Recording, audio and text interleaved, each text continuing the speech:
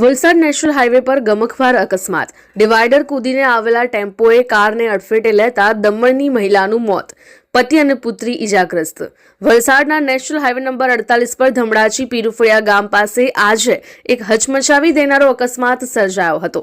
દમણથી સુરત પિયર જઈ રહેલા પરિવારની કારને કાળ ભરખી ગયો હતો, જેમાં પત્નીનું મોત નીપજ્યું છે, જ્યારે પતિ અને પુત્રી ઇજાગ્રસ્ત થયા છે। ઘટના સ્થળ પરથી મળતી માહિતી પ્રમાણે એક પરિવાર પોતાની કાર નંબર DD03AG0026 લઈને દમણથી સુરત તરફ જઈ રહ્યો હતો। આ દરમિયાન વલસાડ નજીક ધમડાચી પીરુફળિયા પાસે સુરતથી વાપી તરફ જઈ રહેલા એક ટેમ્પો કન્ટેનર નંબર MH48BM6513 ના ચાલકે અચાનક સ્ટીયરિંગ પરથી કાબુ ગુમાવી દીધો હતો। કાબુ ગુમાવતા જ ટેમ્પો હાઈવે વચ્ચેનું ડિવાઈડર કૂદીને રોંગ સાઈડ પર ધસી આવ્યો હતો અને સામેથી આવી રહેલી કારને જોરદાર ટક્કર મારી હતી।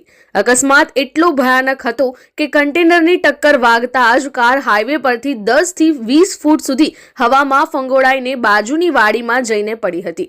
આ અકસ્માતમાં કારનો કચ્ચરઘાણ વળી ગયો હતો।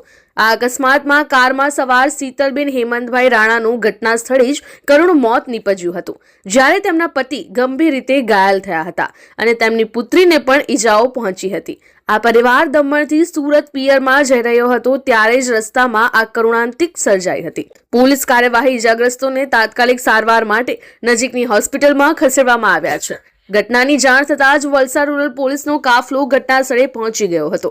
પોલીસે અકસ્માતગ્રસ્ત વાહનોને સાઈડ પર કરી ટ્રાફિક હળવો કર્યો હતો અને આગળની કાયદેસરની કાર્યવાહી હાથ ધરી છે। અમારી લાઈવ ન્યૂઝ 24 ચેનલને સબસ્ક્રાઇબ કરો, બેલ આઇકોન દબાવો જેથી આવનાર ન્યૂઝ અપડેટ્સની નોટિફિકેશન આપ સુધી સૌથી પહેલા પહોંચે।